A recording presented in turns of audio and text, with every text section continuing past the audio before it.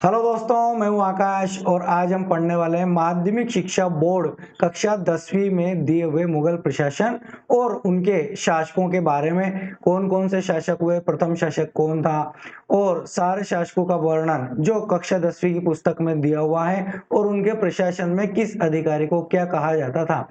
ये सारे प्रश्न आज हम आपके लिए लेकर आए हैं, तो शुरू करते हैं आज का ये वीडियो। मुगल प्रशासन में बादशाह के बाद सबसे बड़ा अधिकारी कौन था? तो बादशाह के बाद जो सबसे बड़ा अधिकारी होता था उसे वजीर कहते थे, जिसे वकील ए मुतलक भी कहा जाता था। मुगल प्रशासन में वित्त विभाग का प्रमुख कौन था? प्रधान सद्र मीरे समा जो है वित्त विभाग का प्रमुख था। अकबर के समय प्रांतीय प्रशासन कितने सूबों में विभक्त था? अकबर के समय जो है 15 सूबे थे। शुरू में अकबर ने 12 सूबे निर्धारित किए, लेकिन बाद में 3 सूबे और बढ़ जाने के कारण अकबर के समय सूबों की संख्या 15 हो गई थी। औरंगजेब के समय प्रांतीय प्रशासन कितने सूबों में विभक्त था? अब औरंगजेब जब आया तो उस समय 21 सूबे हो चुके थे, यानी औरंगजेब ने कुल 21 सूबों के समय प्रांतीय प्रशासन को विभक्त कर दिया था। मालगुजारी का अधिकारी क्या कहलाता था? जो मालगुजारी का अधिकारी था वो अमलगुजार कहलाता था। परगना प्रमुख क्या कहलाता था? परगना प्रमुख को शिकदार कहते थे। खंजांची को मुगल काल में क्या कहा जाता था? खजांची को जो है फौजदार कहा जाता था। पटवारियों का अधिकारी क्या कहलाता था? कानूनगो। आज भी हम कानूनगो को जानते हैं। पटवारियों का जो अधिकारी है वो कानूनगो कहलाता है। पटवारी और तहसील से संबंधित शब्दावली अधिकतर मुगल काल में उर्दू फारसी शब्द उसमें लिए गए हैं। फौजदार, बीती कची जिसको सहायक कहते थे, आमिल जिसको मुंसिफ कहा जाता था, आदि किस स्तर के शासन के अधिकारी होते थे? जिला स्तर के। मुगल काल में प्रधान सेनापति कौन होता था? बादशाह। बादशाही जो है प्रधान सेनापति होता था। ध्यान रखिएगा, बहुत महत्वपूर्ण प्रश्न है कि मुगल काल में प्रधान सेनापति कौन होता था। तो कोई विशेष व्यक्ति नहीं होता था, बादशाही विशेष था। बादशाह यदि किसी को नियुक्त करता था तो सेनापति नियुक्त करता था, जबकि प्रधान सेनापति वो स्वयं होता था। मुगल सेना किस प्रथा पर आधारित थी? मुगल सेना जो है मनसबदारी प्रथा थी। अलग अलग राजाओं को अलग अलग मनसब दिए जाते थे, तो मनसबदारी प्रथा पर आधारित थी मुगल सेना। मनसबदारी प्रथा किसमें विभक्त थी? मनसबदारी प्रथा जो जाट और सवार इन दो भागों में विभक्त थी मनसबदारी प्रथा। प्रशासन में अकबर का अग्रगामी एवं पथ प्रदर्शक किसे माना जाता है? प्रशासन में अकबर के पहले ऐसा कौन सा शासक हुआ जिसने लोगों के लिए कुछ अच्छा करने का प्रयास किया? तो वो था शेरशाह सूरी। इसलिए ही उसे प्रशासन में अकबर का अग्रगामी और पथ प्रदर्शक कहा जाता है। अकबर ने फतेहपुर सीकरी में इबादत खाने की स्थापना क्यों करवाई थी? इसलिए करवाई थी दार्शनिक एवं धर्मशास्त्रीय वाद विवाद करने के लिए जो है अकबर ने फतेहपुर सीकरी में इबादत खाने की स्थापना करवाई थी। मुगल प्रशासन को भारतीय वातावरण में किस प्रकार की प्रणाली कहा गया है? अरबी फारसी प्रणाली। मुगल प्रशासन जो था उसको भारतीय वातावरण में किस प्रकार की प्रणाली के नाम से जाना जाता है? अरबी फारसी प्रणाली के नाम से जाना जाता है। मुगल कालीन प्रशासन को किन दो प्रणालियों का मिश्रित रूप माना गया? मुगल कालीन प्रशासन को जो है भारत और विदेशी दो प्रणालियों का मिश्रित रूप माना गया है। जबकि अभी पिछला क्वेश्चन था कि मुगल प्रशासन को भारतीय वातावरण में, यदि भारतीय वातावरण की प्रणाली पूछी जाए तो अरबी फारसी प्रणाली होगी, और मिश्रित प्रणाली पूछी जाए तो भारत और विदेशी दो प्रणालियों से मिश्रित मुगल कालीन प्रशासन था। धर्म और दान विभाग का अध्यक्ष कौन कहलाता था? सद्र उस सुदूर जो था वो धर्म और दान विभाग का अध्यक्ष कहलाता था। बादशाह के परिवार की देखभाल करने वाले को क्या कहते थे? मीरे सामा। ये बहुत ही महत्वपूर्ण व्यक्ति होता था, क्योंकि बादशाह के परिवार की देखभाल करता था, इसीलिए इसे कहा गया मीरे सामा। न्याय विभाग का प्रमुख अधिकारी कौन होता था? प्रधान काजी जो था वो न्याय विभाग का प्रमुख अधिकारी होता था। सर्वोच्च न्यायाधीश मुगल काल में किसे कहा जाता था? बादशाह को। बादशाही जो है वो सर्वोच्च न्यायाधीश कहलाता था। प्रांतीय शासन का सर्वोच्च अधिकारी कौन होता था? प्रांतीय शासन और केंद्रीय शासन को आपने मुगल काल में पढ़ा होगा, तो यहाँ पर यही बात आई है कि प्रांतीय शासन का सर्वोच्च अधिकारी सूबेदार, केंद्र में तो राजा रहना ही। प्रांत की राजधानी का प्रमुख क्या कहलाता था? प्रांत की राजधानी का जो प्रमुख था वो कोतवाल कहलाता था। बादशाह द्वारा आम जनता को एक खास समय पर दर्शन देना क्या कहलाता था? झरोका दर्शन। क्या कहलाता था? झरोका दर्शन। जैसे आपने बहुत सेलिब्रिटीज को देखा होगा, सेलिब्रिटीज के लिए कई लोग इंतजार करते रहते हैं उनके घर के बाहर, और वो थोड़ी देर आते हैं और आपको हाथ हिलाकर नमस्कार करके चले जाते हैं, तो वो प्रणाली जो है झरोका दर्शन कहलाती है। तो बादशाह द्वारा जो है आम जनता को एक खास समय पर दर्शन देना क्या कहलाता था? झरोका दर्शन कहलाता था। झरोका दर्शन किस शासक ने शुरू किया था? ये अकबर ने शुरू किया था, ताकि वो लोगों में प्रसिद्धि पा सके और आम जनता उससे भयभीत ना हो। झरोका दर्शन को किस मुगल शासक ने बंद किया था? औरंगजेब ने बंद किया था। मुगल साम्राज्य में शासन का अधिपति कौन था? बादशाह। बादशाह जो था वो शासन का अधिपति कहलाता था। मुगल साम्राज्य का संस्थापक कौन था, यानी किसे माना जाता है मुगल साम्राज्य का संस्थापक? बाबर को। यानी सबसे पहले मुगल जो था, कौन मुगल आया था भारत में? बाबर आया था, जिसने मुगल साम्राज्य की नींव रखी। बादशाह की उपाधि धारण करने वाला पहला तैमूर वंशीय शासक कौन था? जहीरुद्दीन मोहम्मद बाबर जो है तैमूर वंश से संबंधित था। इसने बादशाह की उपाधि धारण करके और सबसे पहले शासक ये बना था। तो कहाँ का शासक बना था? ये देखिए, बाबर जो है सबसे पहले फरगना का शासक बना था। कहाँ का बना था? फरगना।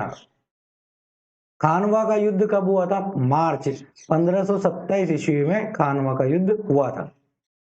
खानवा का युद्ध किस किस के मध्य हुआ था? बाबर और राणा सांगा के मध्य खानवा का युद्ध हुआ था। बाबर ने खानवा का युद्ध किस पद्धति से लड़ा था?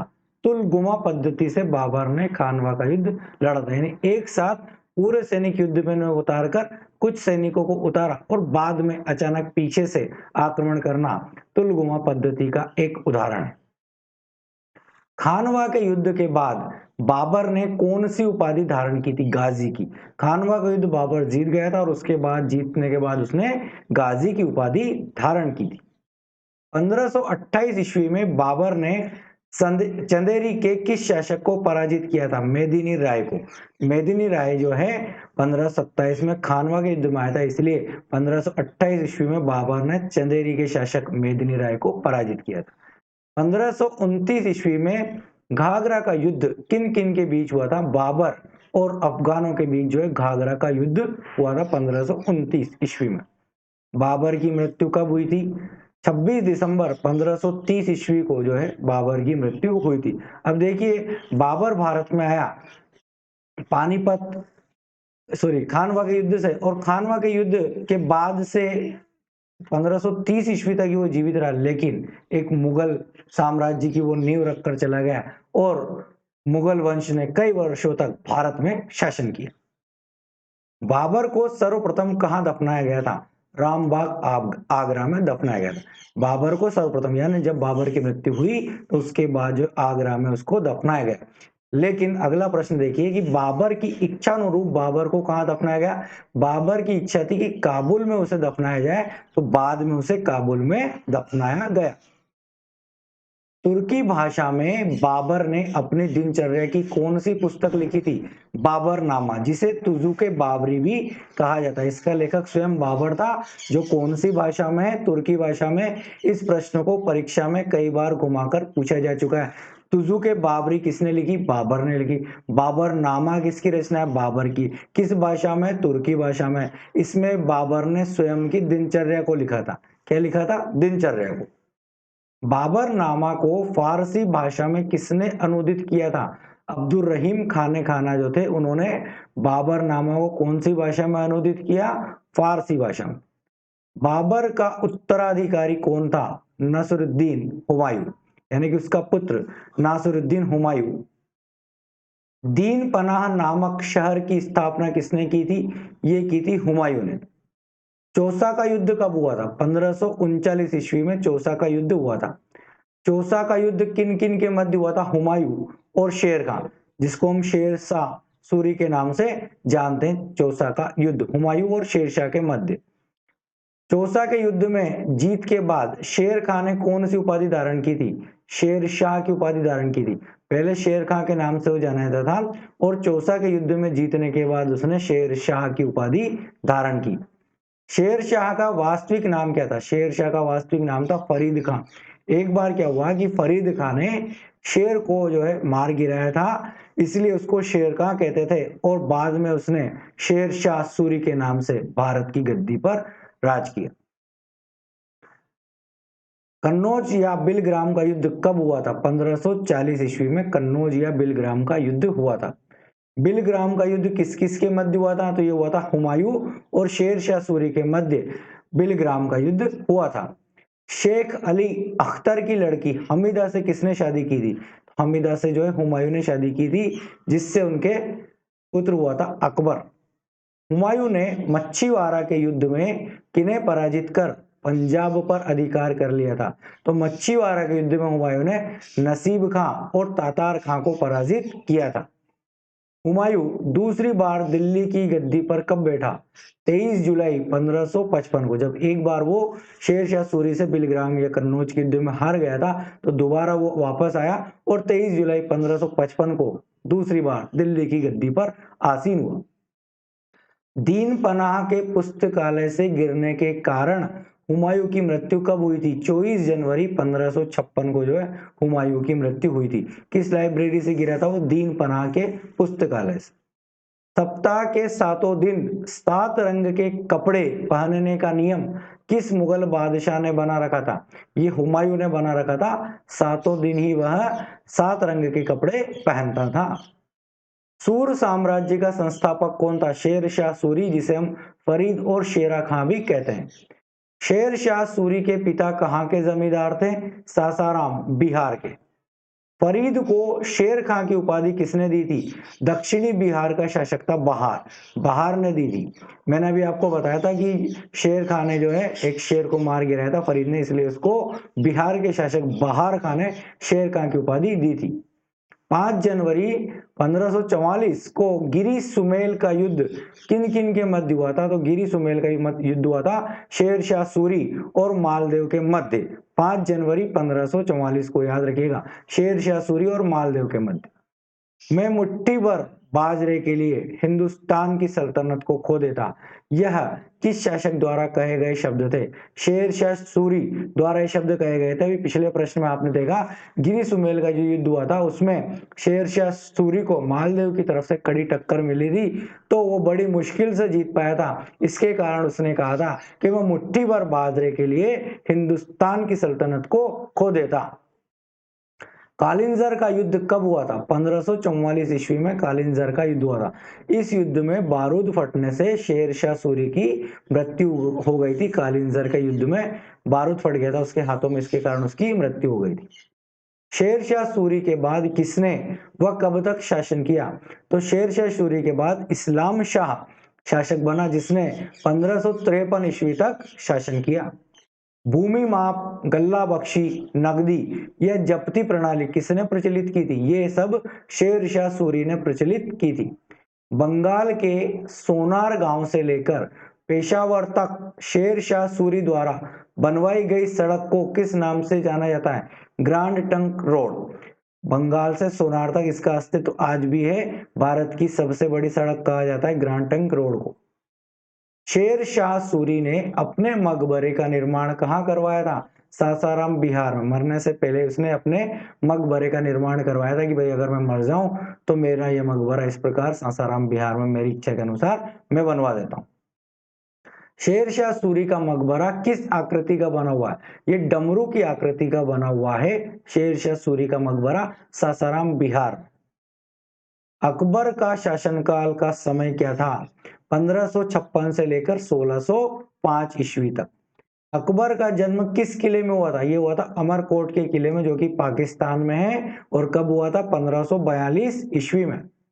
14 फरवरी 1556 को अकबर का राज्याभिषेक बैरम खान ने कहाँ किया था? कलानौर में किया था। 14 फरवरी 1556 को बैरम खान संरक्षक था अकबर का।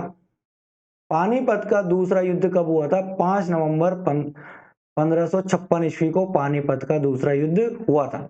पानीपत का दूसरा युद्ध किन किन के मध्य हुआ था? अफगान सेनापति था हेमू और मुगल प्रतिनिधि था बैरम खान। इन दोनों के मध्य पानीपत का दूसरा युद्ध हुआ था। बिहार के मोहम्मद आदिल शाह का सेनापति कौन था? हेमू। बिहार का जो मुगल मोहम्मद आदिल शाह था, उसका सेनापति था हेमू, जो बाद में दिल्ली की गद्दी पर काबिज हुआ था। 22 युद्धों का विजेता सेनापति हेमू ने किसकी उपाधि धारण की थी? राजा विक्रमजीत की उपाधि धारण की थी हेमू ने। इसको विक्रमादित्य भी कुछ लोगों द्वारा कहा गया है। चांद बीबी के अहमदनगर पर मुगलों ने कब अधिकार किया था? चांद बीबी जो कहाँ की थी? अहमदनगर की थी। यहाँ पर मुगलों ने 1600 ईस्वी में अधिकार किया था। अकबर की अंतिम विजय कौन सी थी? 1601 ईस्वी में असीरगढ़ पर उसने अधिकार किया था। ये उसकी अंतिम विजय थी। अकबर ने 1584 ईस्वी में गुजरात के विद्रोह को कुचलने के कारण अब्दुल रहीम को क्या उपाधि दी थी? खाने खाना की। अपन कहते हैं ना अब्दुल रहीम खाने खाना, तो इसीलिए कहते हैं कि अकबर ने 1584 ईस्वी में गुजरात में जो विद्रोह हुआ था उसको अब्दुल रहीम ने कुचला था। सिकंदरा में अकबर के मकबरे पर किस धर्म की निर्माण कला का प्रभाव दिखाई देता है? बौद्ध धर्म। अकबर की जो मकबरा है वो कहाँ पर है? सिकंदरा में है। उस पर बौद्ध धर्म की निर्माण कला का प्रभाव दिखाई देता है। जबकि शेरशाह सूरी का डमरू आकृति का है, तो हिंदू धर्म की निर्माण कला का प्रभाव दिखाई देता है। अकबर ने फतेहपुर सीकरी में इबादत खाने की स्थापना कब करवाई थी? 1575 ईस्वी में जो है अकबर ने फतेहपुर सीकरी में जो है इबादत खाने की स्थापना करवाई। अकबर द्वारा दीन ए इलाही धर्म का प्रवर्तन कब किया गया था? 1581 ईस्वी में दीन ए इलाही धर्म का प्रवर्तन किया गया। दीन ए इलाही धर्म में सम्मिलित होने वाला पहला हिंदू राजा कौन था? बीरबल। बीरबल जो था वो पहला हिंदू राजा था, या यूं कह सकते हैं कि एकमात्र हिंदू कौन था? बीरबल। शेख मुबारक ने अकबर को क्या संज्ञा दी थी? इनाम आदिल की, जिसको मुजत हिंद भी कहते हैं। इनाम आदिल या मुजत हिंद किसको कहा जाता है? अकबर को कहा जाता है। अकबर द्वारा जैन मुनि हरि विजय को क्या उपाधि दी गई थी? जगत गुरु की उपाधि दी गई थी, जगत गुरु।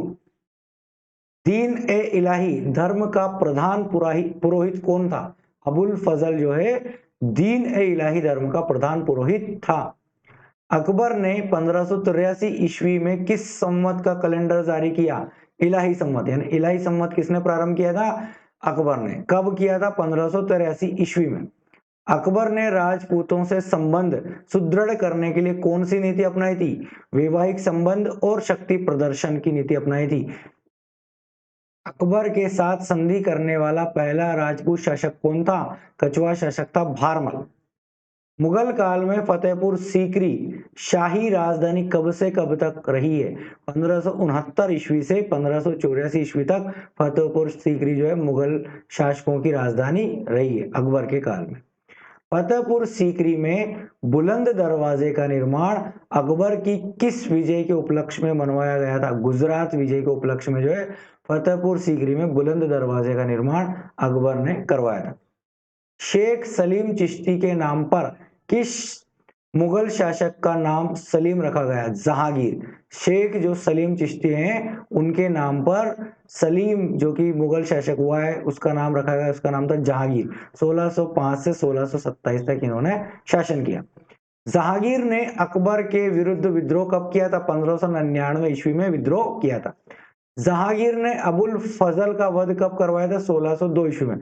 जब अकबर ने जहांगीर के विरुद्ध अबुल फजल को भेजा था तो रास्ते में अबुल फजल का वध जहांगीर ने करवा दिया था।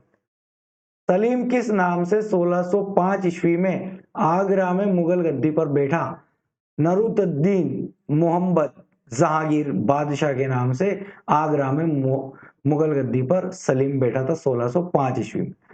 गुरु अर्जुन देव को मृत्युदंड किस मुगल शासक ने दिया था? ये दिया था जहांगीर ने, गुरु अर्जुन देव।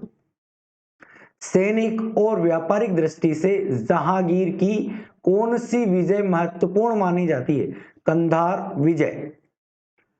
जहांगीर ने मेहरुन्निसा से विवाह कब किया था? 1611 में। मेहरुन्निसा को जहांगीर ने क्या उपाधि दी थी? नूर महल, नूर जहां की उपाधि दी थी जहांगीर ने। किसको? मेहरुन्निसा को। शाही बेगम थी। ब्रिटिश दूत कैप्टन हॉकिंस और सर टॉमस रो किस मुगल शासक के दरबार में आए थे? जहांगीर के दरबार में ये आए थे। सर टॉमस रो का नाम आपने सुना होगा, लेकिन एक ब्रिटिश दूत और था कैप्टन हॉकिंस, ये भी जहांगीर के काल में जो है भारत में आया था, जहांगीर के दरबार में। शाहजहां, जिसका शासनकाल है 1627 से 1658, के बचपन का नाम क्या था? खुर्रम। अर्जुमंद बानो बेगम, जिसको मुमताज महल कहते हैं, इससे किसका विवाह हुआ था? शाहजहां का। शाहजहां का राज्यारोहण कब व कहां हुआ? फरवरी 1628 में हुआ, आगरा में। शाहजहां ने पुर्तगालियों को हुगली में कब पराजित किया था? 1632 ईस्वी में। बीजापुर के सुल्तान आदिल शाह को किसने पराजित किया था? शाहजहां ने। शाहजहां ने औरंगजेब को दक्कन का वायसराय कब नियुक्त किया? 1652 ईस्वी में जो औरंगजेब को दक्कन का वायसराय नियुक्त किया। 1657 ईस्वी में औरंगजेब ने शाहजहां को किस किले में कैद किया था? आगरा के किले में कैद कर लिया था 1657 में औरंगजेब ने शाहजहां को। धर्मट का युद्ध किन किन के मध्य हुआ था? औरंगजेब और दारा शिकोह के मध्य। धर्मट आ जाए, धर्मत आ जाए, ये युद्ध हुआ था औरंगजेब और दारा शिकोह के मध्य। उत्तराधिकारी युद्ध था। फ्रेंच यात्री बर्नियर, टेवनियर और इटालियन यात्री मनुची ने किस मुगल शासक के शासन का वर्णन किया है? शाहजहां के शासन का वर्णन किया है। फ्रेंच यात्री था बर्नियर, टेवनियर और इटालियन यात्री था मनुची। इन्होंने शाहजहां के शासन का वर्णन किया है। कछवा शासक राजा जय सिंह को दक्कन का गवर्नर किसने नियुक्त किया था? औरंगजेब ने। पुरंदर की संधि कब हुई थी? जून 1665 में। पुरंदर की संधि किनके मध्य हुई थी? शिवाजी और जय सिंह के मध्य। बहुत महत्वपूर्ण है पुरंदर की संधि, कई बार परीक्षा में पूछा जा चुका है। औरंगजेब द्वारा मंदिरों को ध्वस्त करने के आदेश कब दिए गए? 1669 ईस्वी में। औरंगजेब के विरुद्ध किस सिख गुरु ने आवाज उठाई थी? गुरु तेग बहादुर ने औरंगजेब के विरुद्ध आवाज उठाई थी। डोना जूलियाना डायस डा कोस्टा नामक ईसाई महिला का संबंध किस मुगल शासक से? बहादुर शाह से। डोना जूलियाना डायस डा कोस्टा नामक एक ईसाई महिला थी, इसका संबंध किससे? बहादुर शाह से है। खातून बीबी फिदवी डोआगो जूलियाना की उपाधियां किसे दी गई थी? ये दी गई थी डोना जूलियाना डायस डा कोस्टा को दी गई थी, जो कि पुर्तगाली थी। तो उस समय पुर्तगालियों को इसने बहुत अधिक फायदा पहुंचाया। इस प्रकार ये आज का वीडियो पूरा हुआ। इसमें आप देखिए मौर्य काल क्लास 6-7 की बुक जो कंप्लीट हिस्ट्री है वो हमने चैनल पर डाल रखी है, तो आप उसको भी जरूर देखिए, वो आपके लिए बहुत ही लाभकारी है। और हमारे चैनल नीति क्लासेस को सब्सक्राइब करना ना भूलें, तो और भी वीडियोस आपके लिए बहुत जल्द आने वाले हैं, तो चैनल के साथ बने रहिए। मिलते हैं अगले वीडियो में।